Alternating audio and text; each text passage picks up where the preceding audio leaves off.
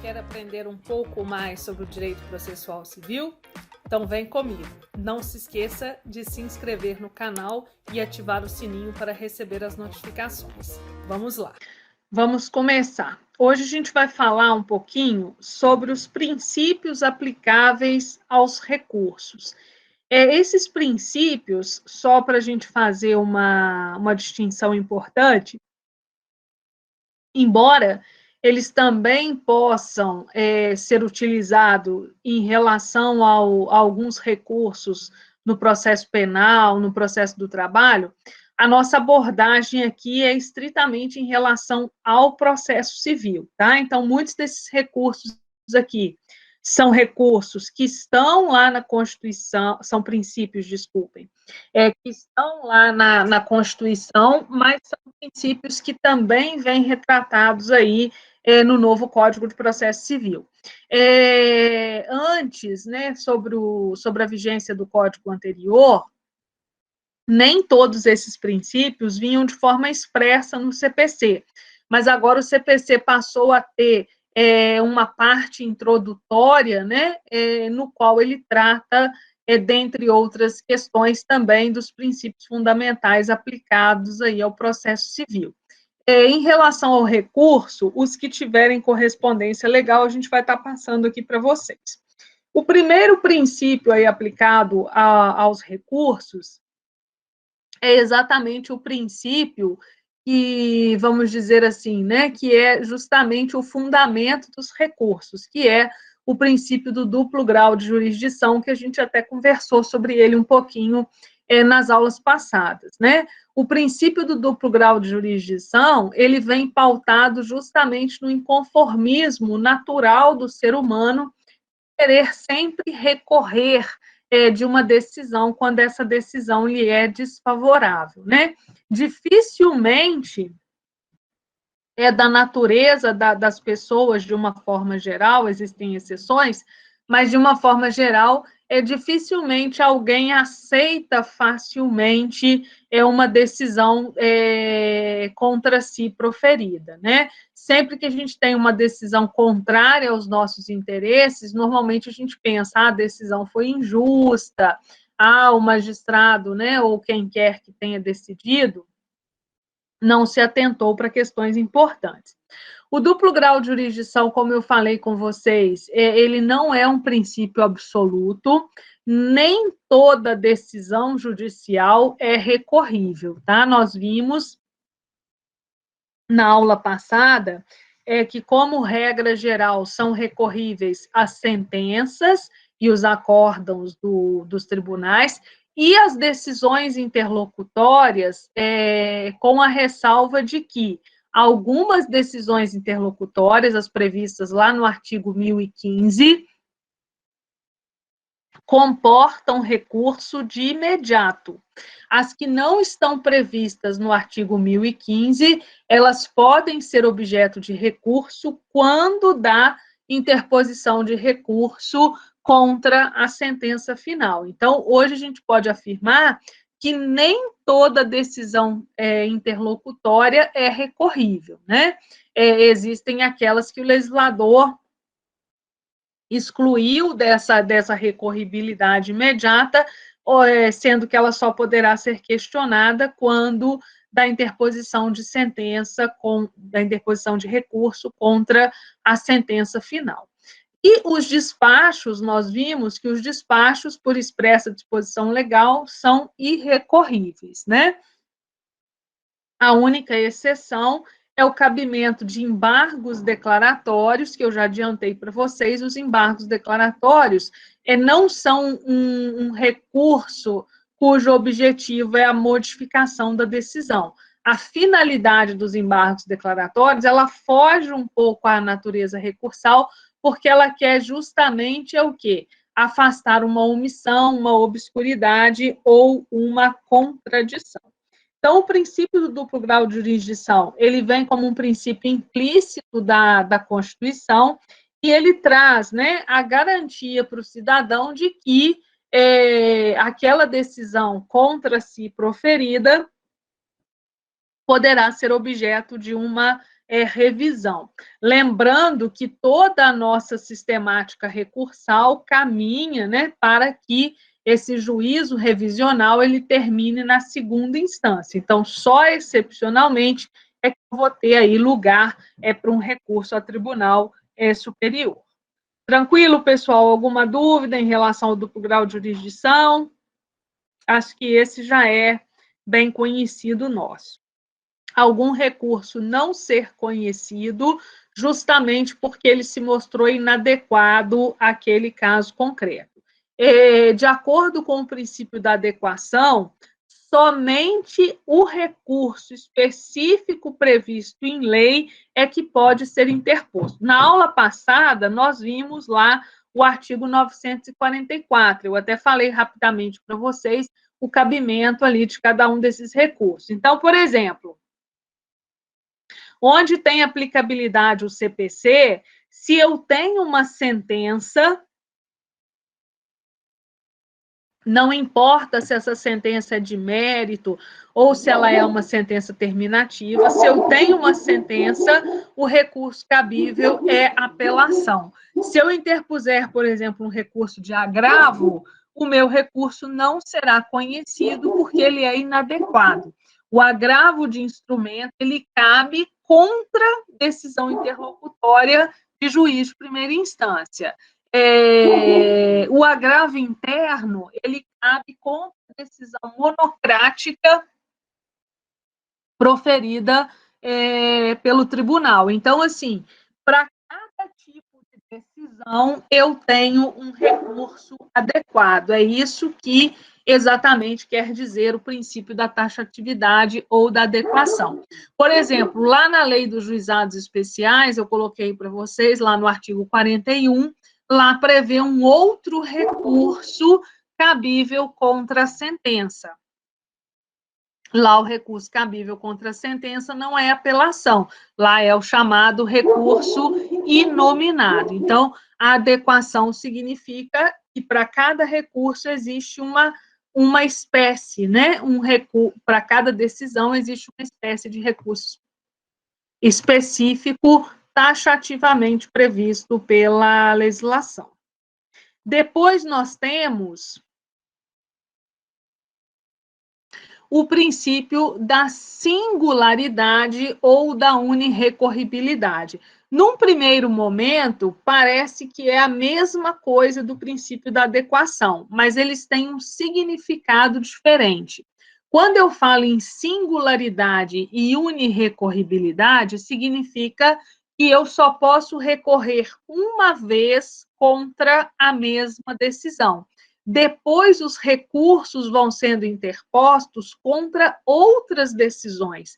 Vou tentar explicar isso para vocês de uma forma, né, mais clara. Por exemplo, quando o juiz profere uma sentença na primeira instância, eu vou recorrer dessa sentença através do recurso de apelação.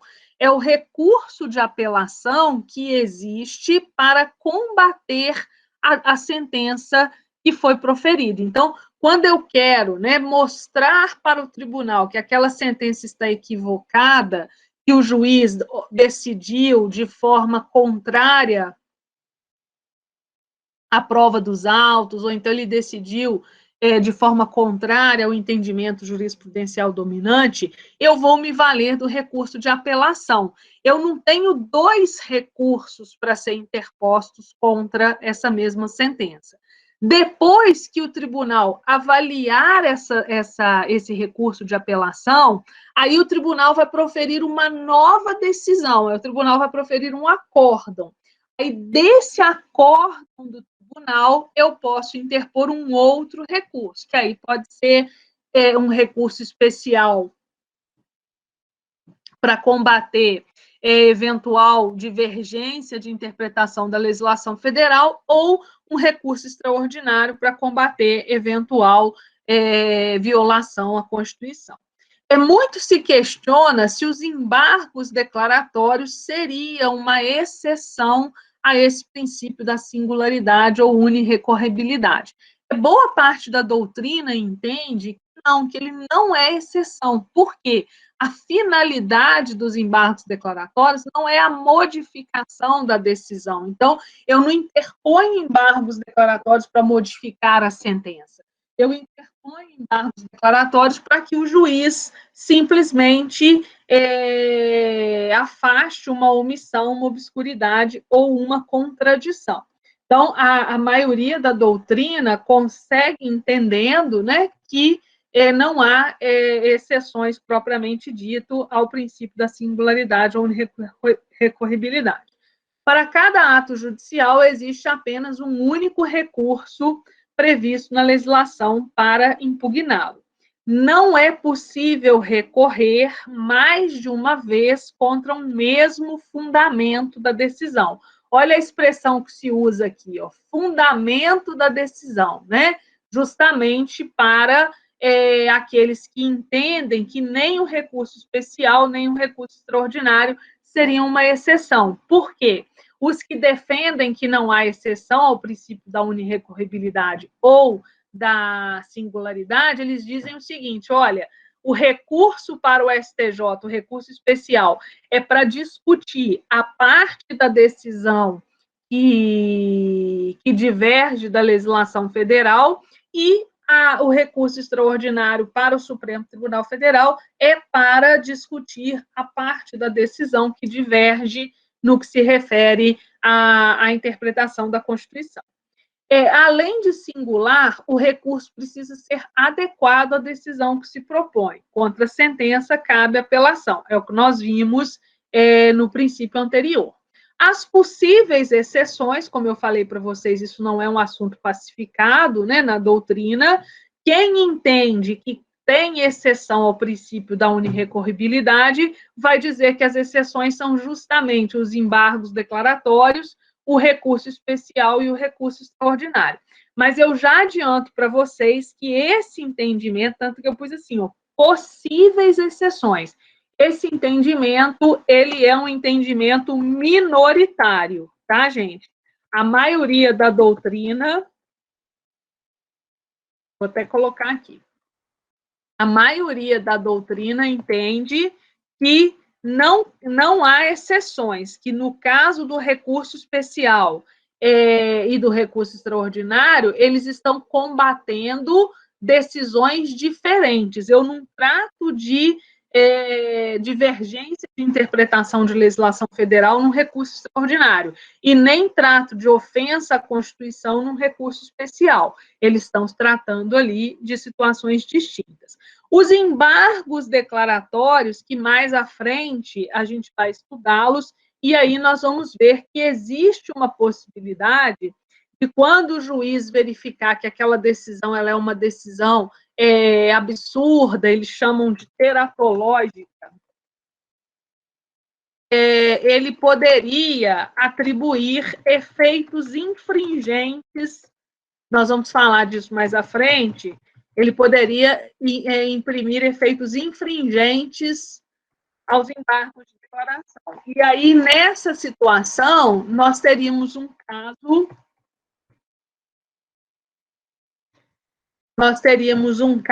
que, em tese, né, poderia se dizer que os embargos violam essa regra da exceção, porque, nesse caso, quando atribuir defeitos infringentes, a decisão poderia ser modificada. Mas eu, particularmente, entendo que nem nesse caso poderia, porque aí vai haver uma modificação da decisão, vai ter uma nova decisão, e dessa nova decisão vai caber um outro recurso especificamente. Mas esse princípio é de grande importância, tá? Unirrecorribilidade ou singularidade. Depois nós temos o princípio da fungibilidade. A fungibilidade, ela não era prevista no Código de Processo Civil anterior, não se falava expressamente em fungibilidade no Código. Mas a doutrina e também a jurisprudência defendia a aplicabilidade da fungibilidade em situações excepcionalíssimas. Vocês devem se recordar, né, se a gente for lá mesmo para o português, o que significa algo fungível, né? O que é a fungibilidade? A fungibilidade é a possibilidade de eu substituir uma coisa por outra, né? Quando eu digo assim que algo é fungível, eu estou dizendo que é substituível, né? Que eu posso eu posso trocar aquele objeto, aquele bem por um outro semelhante ou da mesma espécie.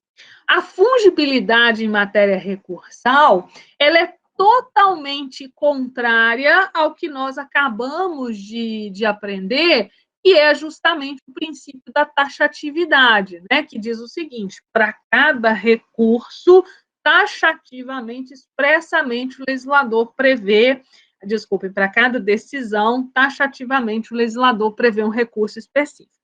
Então, só que existiam situações em que, às vezes, por uma má redação do código, né? Ou às vezes um conflito de normas, vinha uma lei posterior e alterava parcialmente a redação do Código de Processo Civil. Então, começou a surgir algumas situações, principalmente sob a égide do CPC de 1973, em que existia uma dúvida sobre qual recurso se interpor de uma determinada decisão. Às vezes, a natureza da decisão não estava clara. Por quê? Nós já sabemos, se é uma sentença, eu tenho que interpor uma apelação. Se é uma decisão interlocutória, eu vou interpor um agravo. Mas e quando eu não sei a natureza da decisão? Eu não sei se ela é uma sentença, eu não sei se ela é uma decisão interlocutória. No Código de Processo Civil anterior, isso acontecia muito, em muitas passagens. Então, a jurisprudência veio permitindo que, em situações excepcionais, quando se existisse uma dúvida fundada, vejam bem, uma dúvida fundada é uma dúvida que tenha, né, razão, é uma dúvida doutrinária a respeito daquele assunto. Não é uma dúvida do advogado, eu não sei qual recurso interpor, porque eu não fiz o dever de casa, não estudei a fundo aquele recurso. Não, é uma dúvida que é recorrente, vamos dizer assim, na comunidade acadêmica. Quando existia essa dúvida fundada, admitia-se, em situações excepcionais, a aplicabilidade do princípio da fungibilidade. Então, se eu interpusesse um agravo, por exemplo, mas o tribunal entendesse que o caso era de apelação, eles poderiam, excepcionalmente, considerar aquela minha apelação como se agravo fosse, né? Isso é que é a fungibilidade. Esse princípio, ele não é um princípio bem visto aos olhos do tribunal. Raramente o tribunal faz, no âmbito civil, a aplicabilidade do princípio da fungibilidade. Na maioria das decisões, se vocês forem pesquisar, vocês vão ver que o tribunal, inclusive, diz que configura erro grosseiro a troca de um recurso pelo outro. Mas, hoje, pelo novo CPC, nós temos uma possibilidade expressa de aplicabilidade do princípio da fungibilidade, prevista lá nos artigos 1032 e 1033 do CPC. Esse dispositivo, esses dois dispositivos, eles prevêem a possibilidade do tribunal aplicar o princípio da fungibilidade em relação aos recursos para os tribunais superiores, especialmente o recurso especial e o recurso extraordinário.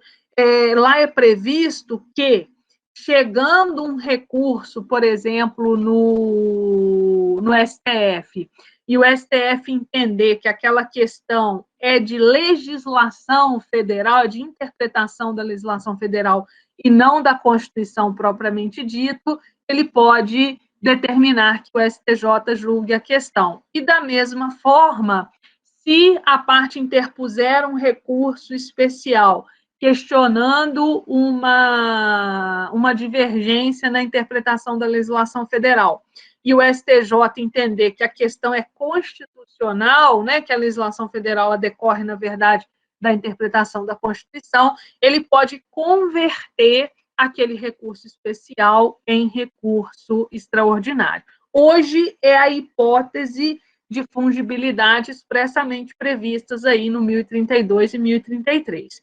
Outros casos, né, como, por exemplo, substituir agravo de instrumento por apelação, embora exista dúvida fundada, principalmente no que se refere ao processo de execução, que a gente já estudou no semestre passado, o entendimento do tribunal, principalmente do Tribunal de Justiça aqui de Minas, tem sido pela não aplicabilidade do princípio da fungibilidade, mormente porque eles entendem que deve prevalecer a taxatividade recursal.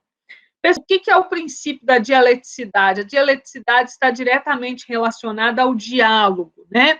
Pressupõe-se que, ao interpor um recurso, tem que haver esse diálogo entre o recorrente e o tribunal, no sentido de que seja mostrado para o tribunal quais que são os pontos daquele julgado, daquela decisão, que precisam efetivamente ser reformados.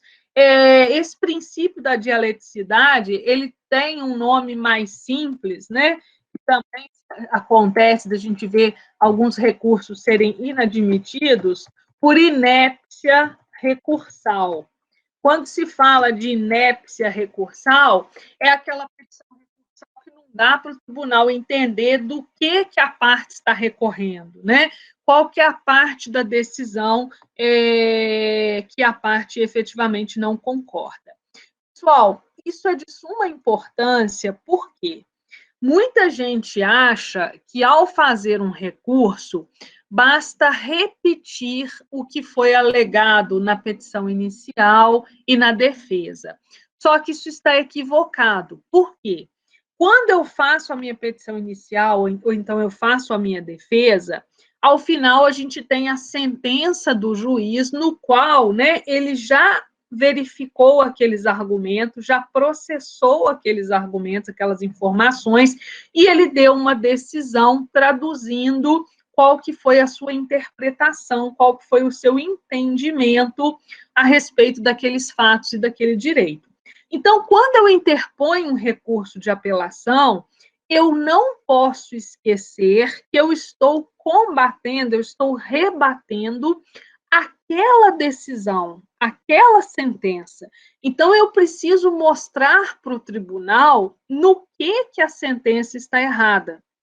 Eu preciso dizer para o tribunal no que o juiz se equivocou. Ele se equivocou porque ele não analisou a prova, ele se equivocou porque ele valorou mais um testemunho em detrimento do outro, ou a sentença está errada porque a lei diz isso e o juiz decidiu de forma contrária ao que dispõe o código. Então, eu tenho que mostrar para o tribunal, nas minhas razões recursais, o porquê que aquela decisão precisa ser modificada. Não basta eu simplesmente repetir o meu direito, né, que eu tenha, seja com a petição inicial, ou então mostrar que o réu não tem direito através da contestação. Eu preciso combater a sentença efetivamente.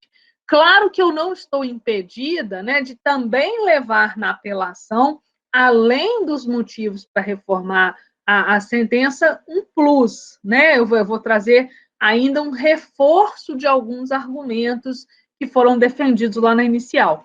Mas eu não posso deixar de combater especificamente as razões recursais, sob pena de o meu recurso não ser conhecido por ofensa ao princípio da dialeticidade ou inépcia da petição recursal. Isso é mais comum do que a gente imagina. Depois, finalizando aí essa primeira parte, nós temos o princípio da proibição de reforma em pejus, né? O que é a reforma em pejus?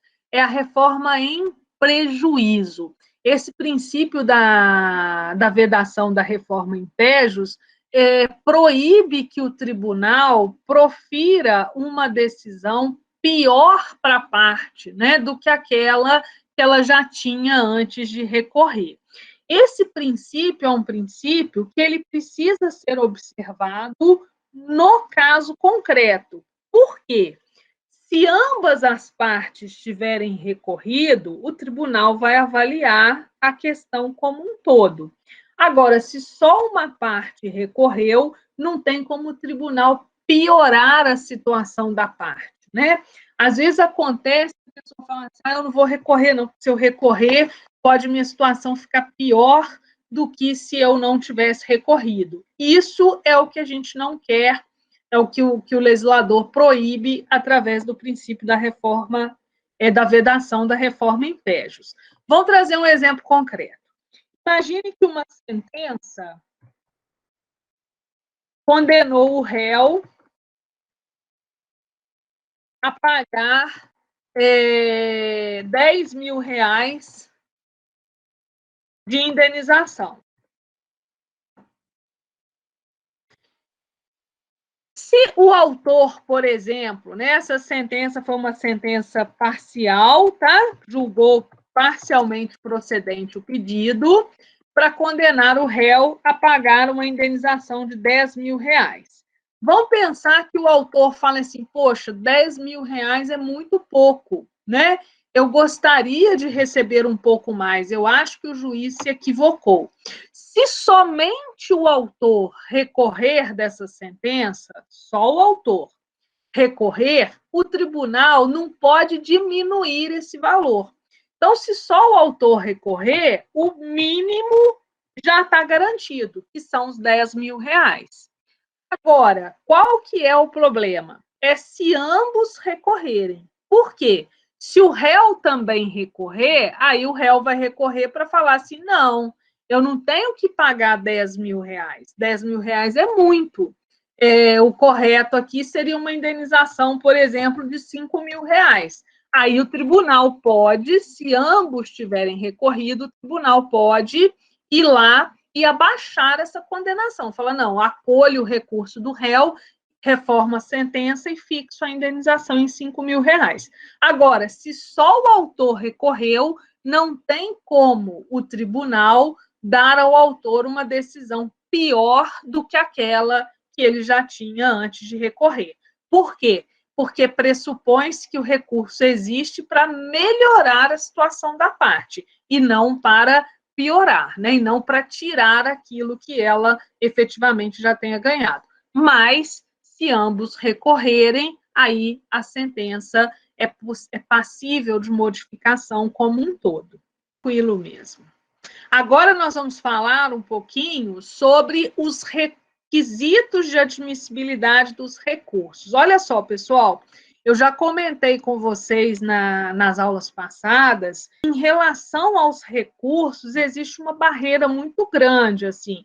A ideia é que as partes se conformem com as decisões que são proferidas. Então, assim, embora seja admitido, né, através do princípio do duplo grau de jurisdição, o direito da parte de recorrer, o cabimento dos recursos, ele é muito fiscalizado, assim, o recurso, ele se esbarra numa série de questões processuais que precisam ser observadas. O recurso é um dos atos, né, mais formais mesmo do direito processual. Então, assim, é preciso observar com rigor a forma estabelecida em lei, sob pena do meu recurso não ser conhecido. O novo Código de Processo Civil até relativizou um pouco essa questão. Por quê? Antes, se o recurso faltasse alguma coisa, o tribunal simplesmente não conheceria do recurso e a parte perderia aquela oportunidade de recorrer. O novo legislador, prestigiando um pouco mais, o que ele fez? Ele passou a relativizar um pouco esse excesso de formalismo. Então, hoje existe uma disposição no CPC que diz o seguinte: antes do relator, antes do tribunal não conhecer do recurso, ele deve dar a oportunidade da parte poder consertar, da parte poder, né, se manifestar e mostrar para o tribunal que aquele formalismo, que aquele equívoco pode ser superado. Então, só para vocês terem uma ideia, quando eu vou recorrer, se eu não estou sob o palio da assistência judiciária, eu preciso comprovar o pagamento das custas recursais. Se eu não fizer esta comprovação, o que o legislador permitiu? Que, ao verificar que eu não paguei as custas, o tribunal possa determinar que eu recolha as custas em dobro.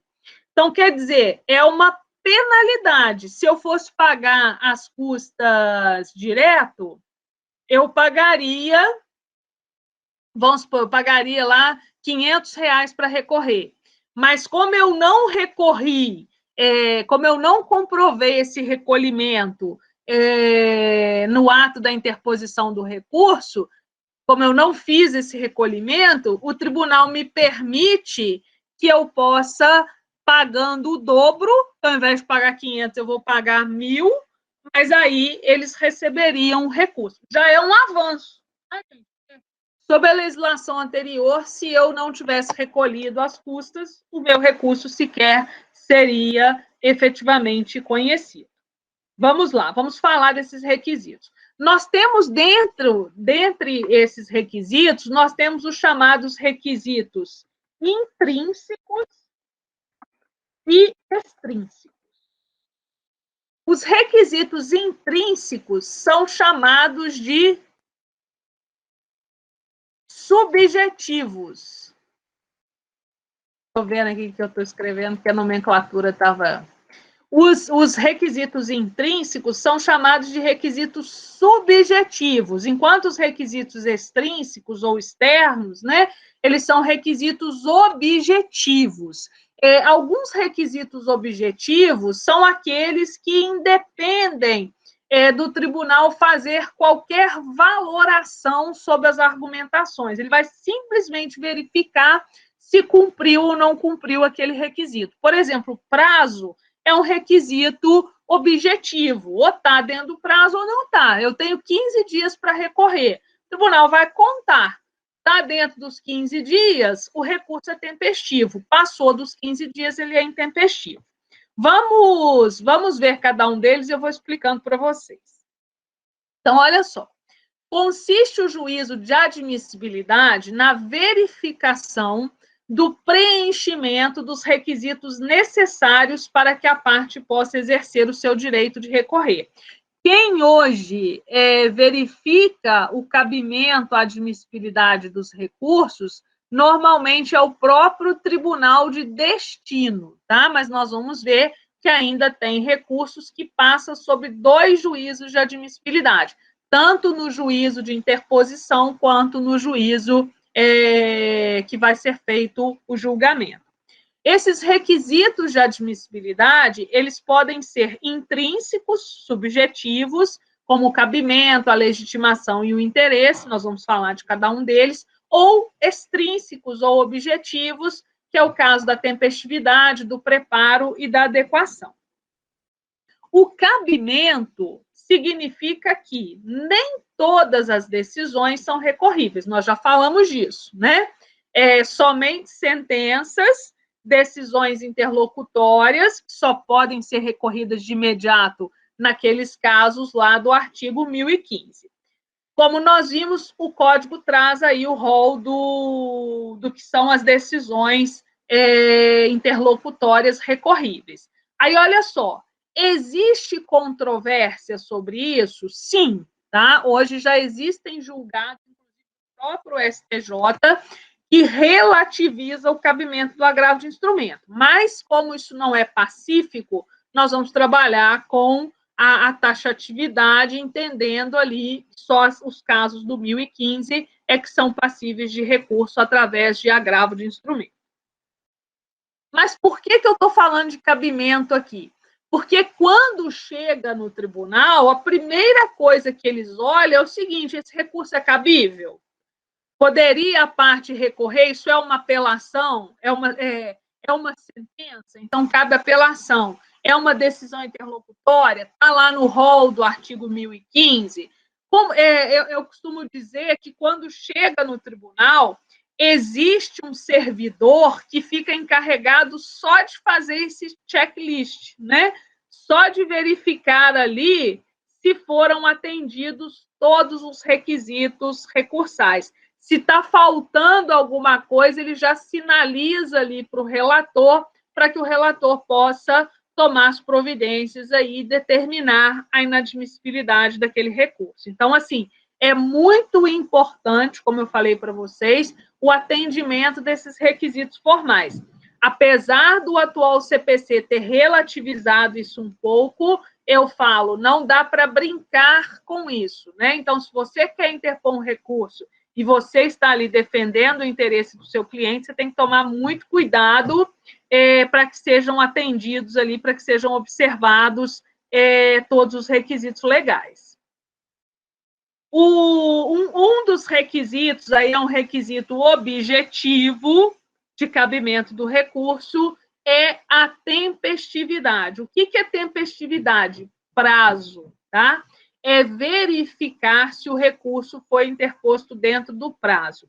Hoje, o CPC facilitou demais a questão da tempestividade. Por quê? Agora, regra geral, o prazo de interposição dos recursos é de 15 dias. 15 dias úteis, tá, gente? Salvo os embargos declaratórios, cujo prazo é de 5 dias. Tirando os embargos declaratórios, todos os outros recursos do CPC, o prazo de interposição são 15 dias úteis. Então, eu quero interpor uma apelação, 15 dias úteis.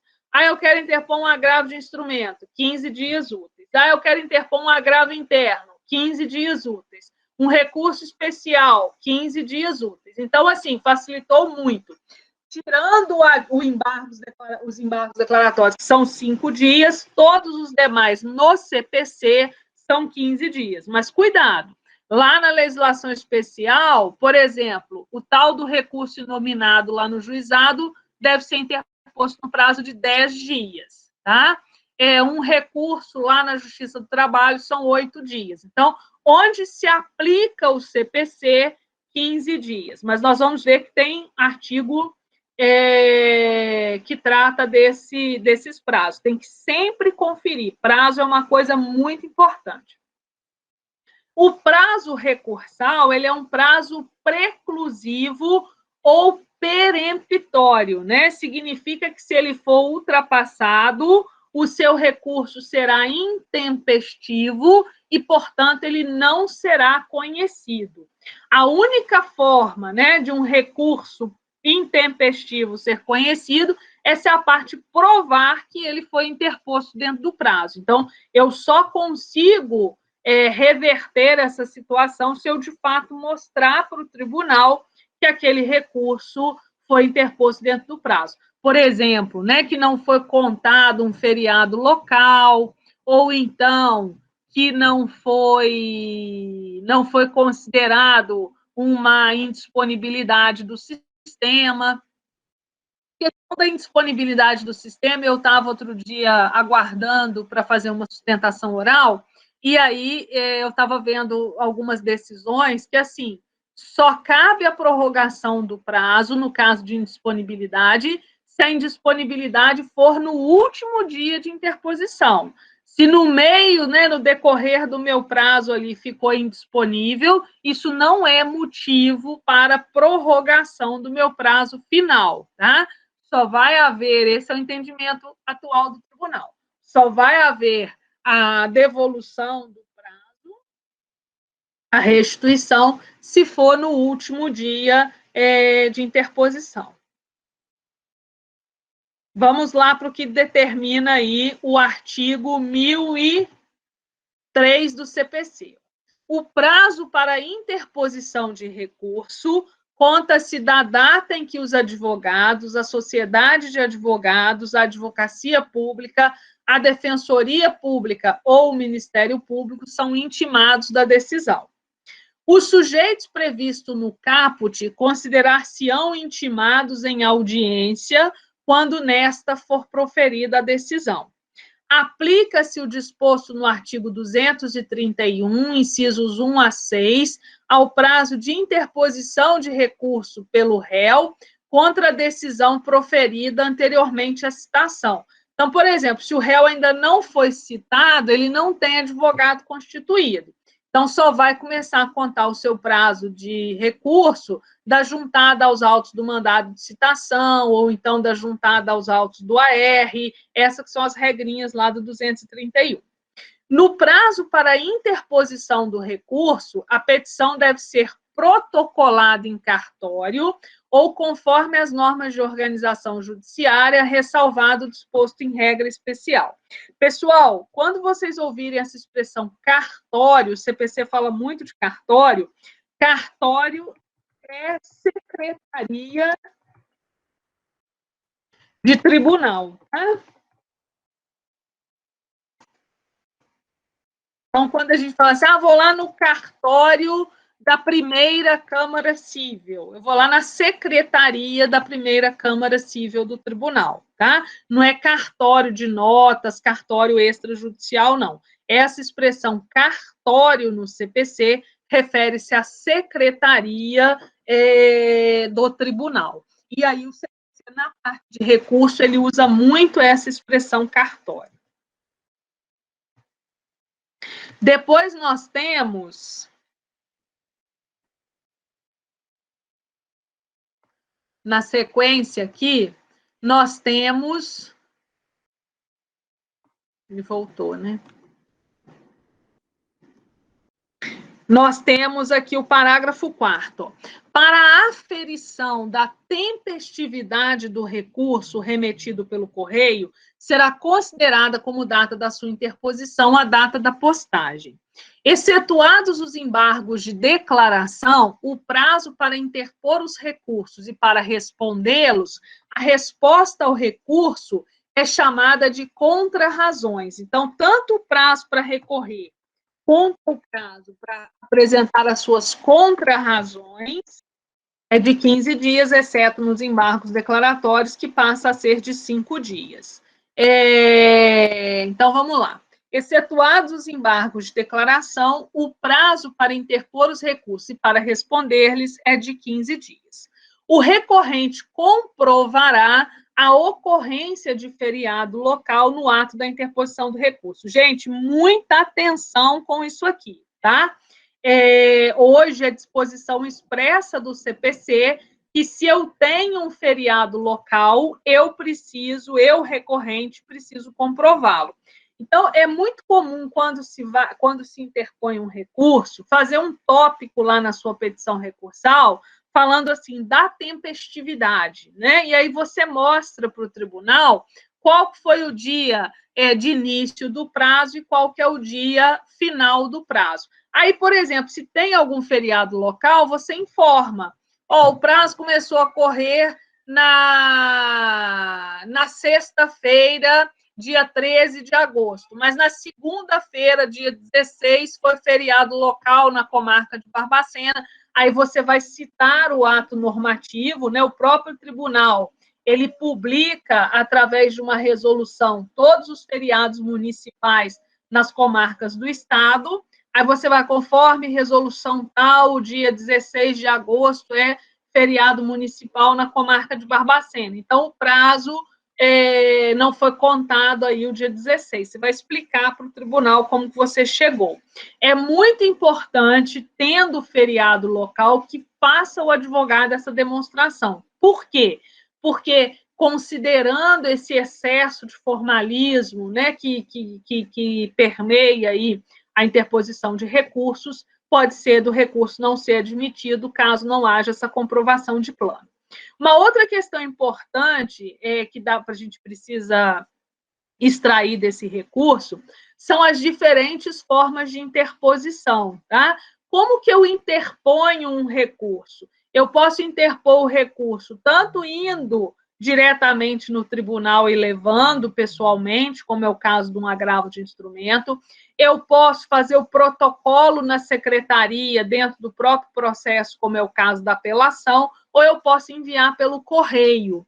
Aí, quando o recurso é enviado pelo correio, por SEDEX ou por protocolo integrado, hoje o protocolo integrado é feito pelo correio, aquela data, né, que o correio informa ali, carimba que recebeu, é considerada a data de protocolo. Isso tende a acabar com os recursos, com os processos eletrônicos, né? Que aí no próprio site do tribunal eu já faço a interposição do agravo, eu já faço a interposição da apelação. Mas para aqueles processos que ainda são físicos, e isso está diminuindo, né, gente? Porque hoje, até mesmo os processos físicos, eles estão sendo virtualizados, né, eles estão sendo digitalizados, eu vou já passar a interpor o recurso eletronicamente. Mas se eu tiver um processo físico que ainda não foi transformado em virtual e eu tiver que interpor o recurso ainda é interposto de forma física. Só para a gente terminar, nós temos uma outra questão importante aqui, que é o caso, né, de falecimento da parte ou de seu procurador. Se isso acontecer durante o prazo de interposição do recurso, vocês já aprenderam, quando estudaram lá a parte do processo de conhecimento, que falecendo a parte ou o seu procurador, o processo vai ser suspenso, né? Então, vai ocorrer a suspensão do processo e, consequentemente, a suspensão do prazo recursal. É o que diz aí o artigo 1004. Se durante o prazo para interposição do recurso sobrevier o falecimento da parte ou de seu advogado, ou ocorrer um motivo de força maior que suspenda o curso do processo, será tal prazo restituído em proveito da parte, do herdeiro ou do sucessor, contra quem começará a correr novamente depois da intimação. Então, se acontecer, né, da parte ou do seu procurador vir a falecer, no caso da pandemia, né, foi um caso aí de força maior em que houve uma suspensão de todos os prazos, e com isso, se tinha algum prazo em curso para recurso, ele foi interrompido. No caso da pandemia, ele foi suspenso, e quando terminou, não a pandemia, né, mas quando terminou esse período de suspensão, a parte teve de novo aquele tempo que faltava para interpor o seu recurso. Pessoal, por hoje é isso.